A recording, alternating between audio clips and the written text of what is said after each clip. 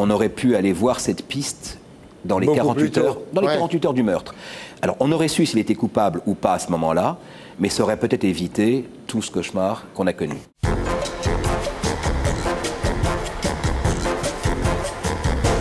Alors, vous êtes les héros d'une incroyable histoire. Au départ, André Casse, vous êtes promoteur immobilier à qui tout réussit. Vous vivez avec votre femme Sylviane et vos enfants, dont Nathalie, dans une magnifique demeure. Vous aimez Sylviane et elle vous aime d'un amour fou. Et le 5 avril 1992, alors que vous êtes au cinéma avec vos enfants, Sylviane est sauvagement assassinée. Alors, très vite, on tient une piste, mais on l'abandonne. Et 18 mois plus tard, André, vous êtes mis en prison pour avoir commandité le meurtre de votre épouse. Vous êtes mis en prison sur dénonciation, voilà. Vous faites 3 ans de prison, 9 ans sous contrôle judiciaire, évidemment, ruine de vos affaires, ruine de votre famille, 5 enfants, dont vous, Nathalie, à l'abandon. Et le non-lieu est finalement prononcé le 26 mars 2004. Mais vous demandez réparation, vous demandez qu'on juge le véritable assassin de votre femme.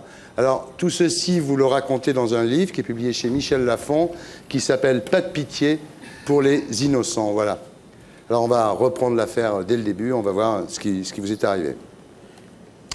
Sylviane, originaire du Nord, vous, originaire du Maroc.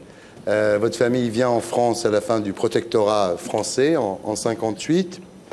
Quand vous vous rencontrez avec Sylviane, vous n'avez pas encore 18 ans. Et vous réalisez, c'est assez étonnant d'ailleurs, le jour où Sylviane vous amène chez elle, vous reconnaissez l'appartement et vous réalisez que vous êtes tapé sa mère au même endroit. Alors dès le début, avec Sylviane, vous avez une vie sexuelle assez débridée. Vous avez passé des week-ends en Hollande, à Amsterdam, voilà. Elle était jolie, Sylviane, hein, vous dites? Ravissante. Ouais. Elle ressemblait à Mireille d'Arc, jeune, vous dites. Elle ressemblait à Mireille d'Arc, et puis je l'ai connue à 17 ans. Elle a eu le courage de me supporter pendant 23 ans. Il lui fallait beaucoup de talent pour ça. Ouais. Alors rapidement, Sylviane est enceinte de vous, Nathalie. Vous cherchez quelqu'un pour avorter, vous ne trouvez pas. Et finalement, quand on voit votre fille, on est content que vous ayez trouvé personne pour avorter Sylviane. Oui, moi aussi. Mais à 19 ans, elle est née, j'avais 19 ans et 2 jours. On n'était pas vraiment préparés, mais je suis absolument ravi qu'on ait trouvé personne. Ouais. Alors, vous êtes assez volage, hein, faut le dire, quoi. Oui, je l'étais un peu conjugal imparfait. Ouais. Oui, c'est tout ça, en fait, qui amène plus tard les présomptions qui pèsent sur vous, parce qu'un jour, Sylviane est chez le coiffeur, et elle entend vos copines qui racontent vos exploits sexuels avec elle. Donc ça crée des crises, évidemment, avec Sylviane. Oui, et puis on était très jeunes, c'était en 72, donc c'est la seule séparation que nous aurons, c'est une séparation qui va durer quelques mois. Voilà. Et ensuite, tout va repartir tranquillement. Elle revient, vous vous mariez, voilà. Et parallèlement, vous réussissez très bien dans vos affaires, vous vendez des maisons, voilà. Et ça se passe tellement bien que vous finissez par vous installer à Rouen, dans une superbe chaumière normande. Alors, vous êtes des amants fougueux mais infidèles, hein, faut dire, infidélité chronique. Alors, vous trouvez une solution pour régler vos problèmes avec Sylviane, c'est l'échangisme. C'était une très belle époque. Vous allez au 2+2? Oui, naturellement. Au Cléopâtre? Oui. Notez chez vous les adresses, notez. Non, d'autres. Ce qu'on peut dire en tous les cas, c'est que le libertinage vous aide à rester ensemble, quoi. Ça résout le problème, hein. Disons que c'est une façon de cohabiter, et surtout lorsqu'on s'est connus, parce qu'elle savait tout de moi et je savais tout d'elle quand on s'est mariés, puisque nous nous sommes connus à l'âge de 17 ans et on s'est mariés, on avait 22 ans, donc on avait eu le temps vraiment de se connaître. Par contre, je dirais par Nathalie, qui avait de temps en temps de vagues confidences de sa mère, ses frères ignoraient toute notre vie. On avait l'avantage de beaucoup voyager, donc bon. Et cette affaire, comment dire, a malheureusement fait que leurs frères ont découvert la vie des parents. Voilà. Au moment de l'assassinat de votre femme, c'est sûr que tout est remonté. On a commencé à dire oui, mais enfin, ils étaient échangistes, tout ça. Donc il y avait quand même, ça a créé des doutes à l'époque. Alors ensuite, vous êtes pris par la folie des grandeurs. Vous faites construire une maison de 700 mètres carrés avec dorures, marbre, salle de cinéma, salle de jeu, salle de billard, piscine, sauna. Mais pas de toilette. Une erreur de l'architecte. Aucun chiotte. Ils en font tout le temps. Donc voilà, un peu la folie des grandeurs. Alors votre femme se lance dans les affaires, mais ça ne se passe pas très bien, parce qu'à une époque où vous êtes à plus 3,5 millions d'euros, elle est à moins 3,5 millions d'euros. Elle m'a supporté pendant à peu près 17 ans, et professionnellement, elle s'est mise à travailler avec moi, et donc elle appliquait généralement les mêmes méthodes. Et 4-5 ans avant la fin de sa vie, malheureusement, elle a décidé de prendre des chemins qui lui étaient personnels. Et ça lui a bien réussi au départ. Et ensuite, ça s'est retourné. Et donc, on était dans deux situations qui étaient diamétralement opposées. Mais je dirais que rien au niveau de notre vie ou de la vie des enfants n'avait changé. C'est-à-dire qu'on avait les mêmes employés, les mêmes choses. Je dirais qu'il y avait toujours un des deux qui était là pour compenser pour l'autre, puisqu'on avait eu l'intelligence, alors qu'on était fauchés quand on s'est marié, de se marier sous le régime de la séparation des biens. Donc chacun avait... Non, je dis ça parce que c'est important pour la suite, évidemment, pour l'enquête. Voilà, l'échangisme, votre femme qui a des problèmes d'argent, tout ça, c'est... Là, on brosse le tableau de l'enquête. Alors, le dimanche 5 avril 1992... toute la famille décide d'aller voir le film de Spielberg, Hook, au cinéma à Rouen. Votre femme, Sylviane, est fatiguée, elle décide de ne pas y aller. Et le soir, à 19 h, quand vous revenez, sa BMW n'est pas là. Sylviane a été assassinée, 3 balles dans la poitrine, et on la retrouve avec votre Winchester sur le ventre. Voilà. Alors, les soupçons se portent directement sur un délinquant notoire. Mais finalement, c'est classé comme affaire non résolue. Hein. Absolument. À ce moment-là, elle est non résolue et rien ne se passera pendant à peu près 18 mois. Voilà. Alors vous êtes un peu le veuf joyeux. Hein. C'est-à-dire que votre maîtresse Martine vient à la maison, sitôt votre femme enterrée, et elle met même les vêtements de votre femme Sylviane, ce qui provoque votre colère, Nathalie, non ? Si vous voulez, le veuf, je savais qu'il n'y avait pas trop de risques. En général, il papillonnait pas mal, mais la garde-robe, ça, j'avais envie de la garder. Et puis, le 8 novembre 1993, donc, 10 flics débarquent chez vous. On vous soupçonne du meurtre de votre femme. Voilà. Oui. On tape à ma porte, on me dit... on vient perquisitionner et j'ai une dizaine de policiers du service des stupéfiants. Donc, pourquoi les stupéfiants ? Bien parce que c'est un inspecteur des stupéfiants qui a recueilli les déclarations d'un dealer qui, arrêté à la frontière, a des confessions à faire pour amoindrir sa peine. Et il va donc dénoncer les auteurs de 2 meurtres. L'un d'un douanier à Grand-Queville, dont on n'aura jamais d'ailleurs arrêté le coupable, puisqu'on ne sait toujours pas qui l'a tué, bien qu'on ait eu la photo du type pendant le meurtre. Et l'autre, c'est moi. Alors heureusement, les gens dénoncés pour le meurtrier du douanier avaient des empreintes digitales, du sang et tout, donc là, scientifiquement, ils sont sortis d'affaire rapidement. Mais dans son rapport, le policier disait que c'est pas parce qu'il s'était trompé pour l'autre qu'il avait menti, qu'il avait forcément menti pour moi.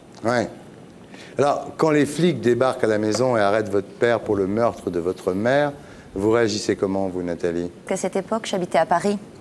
Donc, on m'a demandé de revenir. La police m'a téléphoné en me disant, écoutez, on a des bijoux, on a trouvé des bijoux, éventuellement, est-ce que vous pourriez venir les reconnaître ? Je suis venue sans savoir que toute la famille avait été arrêtée, interrogée. Et là, on m'a dit, on vous met en garde à vue. Je dis, bon, c'est dommage parce que j'étais habillée très légèrement, je sortais d'un théâtre. J'ai dit, si j'avais su, j'aurais pris des chaussettes. Et j'ai écouté les divagations des policiers pendant des heures. Et puis, je suis sortie le lendemain, mon père est resté. Et là, ce qui est incroyable, c'est les témoignages à charge, quoi. C'est-à-dire que votre belle-mère, la mère de Sylviane, témoigne contre vous. Martine, la fameuse Martine, témoigne contre vous. C'est l'enfer, ça. C'est-à-dire qu'à ce moment-là, ils vous trouvent des raisons, pratiquement, d'avoir commis ce meurtre, quoi. C'est-à-dire qu'à partir du moment où on vous reproche quelque chose... pour lequel vous êtes coupable. Bon, à la limite, je dirais presque que la défense est facile parce que vous avez fait quelque chose ou pas, vous savez, donc vous pouvez discuter. Mais si on vous reproche un truc totalement absurde, là, c'est difficile parce que vous ne savez pas d'où ça tombe. Et en plus, la discussion est absurde, c'est-à-dire qu'on me reproche un héritage, il faut savoir qu'on refusera le sien. On me reproche un contrat d'assurance qui n'est pas à moi. J'étais devenu, comment dire, un type absolument abominable. Et là, d'un seul coup, je ne comprends pas. Et le juge fait cas de ces témoignages. On a un juge aussi qui est, comment dire, il a tout résumé, le juge, récemment. Il a déclaré, il y a quelques semaines, il y avait 18 mois de rumeurs et on peut dire une pré-vérité judiciaire établie. C'est ce qu'il a dit. Bon. Ensuite, ça, c'est quand la vérité est énoncée avant l'enquête. Alors, ce qui est terrible, c'est que vos jeunes enfants, qui en l'époque ont 15 et 13 ans, les flics vont les chercher à l'école, quoi. C'est horrible. Et puis cette policière qui dit, ça y est, on tient le gros juif, quoi. Ça, c'est-à-dire qu'il y a 2 choses qui ont joué contre vous. Il y a évidemment cette histoire d'échangisme, de mecs un peu volages, et puis un antisémitisme provincial. Aujourd'hui encore, en 2005, les déclarations de l'avocat judiciaire du Trésor, quand l'avocat judiciaire du Trésor essaye d'expliquer pourquoi c'était au fond normal qu'on m'arrête, il ne met qu'un seul document du dossier. Sur ce document, il y a la déclaration du dealer. Il y a 18 lignes. Sur 18 lignes, il y a 5 fois le mot juif. Il n'y a pas autre chose. Sur 18 lignes. Ça, c'est en 2005, aujourd'hui. Et c'est quelqu'un qui représente l'État qui prend ce seul document. Et on est en 2005. Ouais. Alors vous allez en prison. Et en prison, vous souffrez de l'antisémitisme, évidemment. Vous souffrez des problèmes sexuels, disons, qui peuvent se passer. La drogue, vous dites que vous n'avez jamais vu autant de drogue qu'en prison. La prison, c'est la société extérieure. Si vous êtes fort physiquement et psychologiquement, ça se passe bien. Si vous êtes faible psychologiquement et physiquement, c'est affreux. L'inégalité est encore plus terrible. Tout à fait raison. Vous alliez le voir à l'époque en prison? Oui, toutes les semaines, plusieurs fois par semaine. Bien. Bonne fille. Oui. Non, mais c'est surtout que je lui donnais, enfin, je lui rendais des comptes par rapport à l'éducation des enfants, on s'expliquait, je lui demandais des conseils. Il n'y a pas eu d'assistance sociale sur les jeunes enfants. Non, mais j'en avais C'était un délitement complet de votre famille. Ah oui. J'en avais 22 ans à l'époque. Hein. Donc, il y avait mon petit frère qui avait, j'avais 2 adolescents et un tout petit. Donc, c'était pas facile toute seule. Vous avez signé l'appel des 200 dans le Nouvel Observateur, j'ai vu. Hein? Oui, absolument. J'ai signé l'appel des 200 parce que je suis très concerné sur l'amélioration des conditions faites aux prisonniers. Et je dirais que c'est inhumain. Je dirais que les gens qui n'ont pas d'argent ne puissent pas acheter un rouleau-papier hygiénique. Ne puissent pas se nourrir. Ne puissent pas se nourrir. Défèquent dans une cellule devant leurs 2 copains ou 3 copains. C'est réduire l'être humain à l'état animal. C'est inutilement humiliant. C'est inutilement humiliant. Vous êtes mis à poil en permanence. Alors à ce moment-là, on vous accuse d'avoir tué votre femme pour toucher l'assurance vie, qui est de 5 millions, alors qu'en fait, elle avait 26 millions de francs de dette. Il y a quand même une petite histoire. Il y a toujours, ce qui est un peu compliqué quand même avec vous, c'est toujours des petits trucs. Il y a quand même 2,7 millions de francs que vous avez touché des AGF. C'était pas votre dû. Vous ne l'aviez pas vraiment rendu, quoi. Oui, c'est-à-dire que le crédit foncier, mon épouse devait 5,4 millions au crédit foncier, elle avait 5 millions d'assurance, donc elle avait moins d'assurance qu'elle n'avait de dette. Et l'assureur, pour des raisons qui lui étaient très personnelles, m'a fait virer une partie de cet argent. Le crédit foncier m'a dit « rends-moi ça ». Et on a trouvé un accord. La preuve en est, c'est que je viens de refaire ma première grosse opération immobilière à Hirson dans l'Aisne, et c'est le crédit foncier qui m'a financé. Alors voilà, donc à ce moment-là, la famille explose, toutes vos affaires sont bradées, vos biens, vos propriétés, et puis ça sort, le scandale sort. Vous apprenez à ce moment-là que votre mère était, disons, libertine? Moi, personnellement, je savais que mon père avait des liaisons extérieures. Je ne pensais pas que ma mère en avait, et je suis bien contente qu'elle en ait eu. Ah bon? Ah bah écoutez, moi, évidemment, quand elle me disait « oh, ton père », je lui disais « mais prends un amant ». Ça me semblait tout à fait logique. Donc, et donc, je suis ravie d'apprendre ça, à la limite. Quand vous apprenez le 2 plus 2, le Cléopâtre et tout, ça vous choque pas? Pas du tout, non. D'accord. Voilà, enfin, en tous les cas, il y a deux enfants à la ramasse, les deux plus jeunes, pour qui ça n'a pas dû être très facile. Non. Et il faudra attendre le 26 mars 2004 pour vous bénéficier d'un non-lieu. Et l'indemnité qu'on vous a donnée, finalement, en comparaison de tout ce que ça vous a coûté, cette erreur judiciaire, elle est minime. Quand on vous donne 70 000 € d'indemnité par rapport à tout ce que vous avez perdu, c'est rien du tout. Moi, je suis incapable d'évaluer, mais j'ai pris le meilleur expert judiciaire comptable de la place de Rouen, qui est expert judiciaire auprès des tribunaux, qui est un connu, un cabinet énorme. Il a estimé ça à plus de 3,5 millions €. Vous croyez qu'on va retrouver l'assassin de votre femme un de ces jours? Et je dirais qu'aujourd'hui, il existe des tests ADN, il existe des éléments techniques qui, je l'espère, si tous les échantillons n'ont pas été gâchés, peut-être nous permettraient d'avoir une vérité que pour l'instant nous n'avons pas. En attendant, on soupçonne quelqu'un qui a agressé plein de femmes et dont le modus operandi était toujours le même. Bon, manifestement, on aurait pu aller voir cette piste dans les 48 heures du meurtre.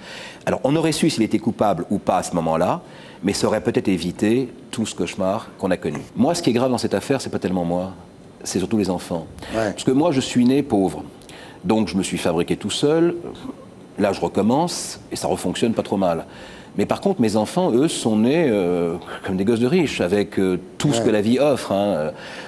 Emploi de maison, jardin, vacances n'importe où, pas de budget, enfin, on vit, quoi. Et d'un seul coup, ils sont passés de, comment dire, de Taïwan et la Serre, ils sont passés à aller une fois de temps en temps au flunch, quoi. Donc en gros, c'est ça, schématiquement, de la cafétéria à ça. Et donc ça a été pour eux très difficile parce qu'ils ont perdu ce qu'ils n'auraient jamais dû perdre. Après leur mère, ils ont perdu leur père, et ensuite ils ont perdu leur vie sociale, tout. Et leur chance d'étudier, leur chance de continuer. À 21 ans, elle avait sa maîtrise de droit, donc elle était très, très brillante. Et elle a arrêté. Quand elle a vu ce qu'était la justice, elle n'avait plus envie de faire du droit, quoi. Moi, je voulais être magistrate, justement. C'est pour ça que je faisais du droit. Et quand j'ai voulu m'inscrire au concours de la magistrature, on m'a expliqué gentiment qu'avec un papa en prison, c'était pas la peine. Et dans votre parcours judiciaire, vous avez rencontré des magistrats que vous aviez déjà croisés en boîte échangiste ou pas? De dos. Merci, André. Peut-être pour ça. Et pour être sûr de ne rien rater de Inarditube, abonnez-vous et mettez un pouce bleu.